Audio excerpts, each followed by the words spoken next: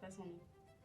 En fait, si ça te rend triste de ne pas avoir d'attention, c'est que c'est l'histoire que tu te racontes. «Ah tiens, elle m'écrit plus, elle me donne plus son énergie, donc ça veut dire que je suis pas importante, que je suis pas assez bien» et c'est toutes les conclusions que tu commences à te raconter par rapport à cette attitude et il y a aussi un truc important, c'est que souvent on confond l'amour et le besoin d'attention. Si l'autre il me donne de l'attention, ça veut dire qu'il m'aime. S'il me donne pas de l'attention, ça veut dire qu'il m'aime pas et souvent ce mécanisme d'attention, faut aller juste aller regarder, c'est comme un trou, comme un puits à l'intérieur de toi qui a été, pas rempli dans ton enfance et peut-être que, ton père, ta mère te donnaient pas assez d'attention et dès que tu en reçois, tu te sens rassasié et dès qu'il y en a plus, hop, tu te sens vidé. Donc la première des choses, c'est de devenir autonome dans ta propre attention, de nourrir encore plus l'amour pour toi-même, de te donner de l'énergie.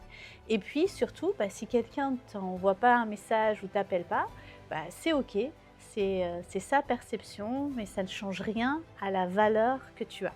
C'est surtout ça, c'est que les comportements et les attitudes de l'autre n'ont rien à voir avec l'être précieux que tu es. C'est ça que tu dois te dire.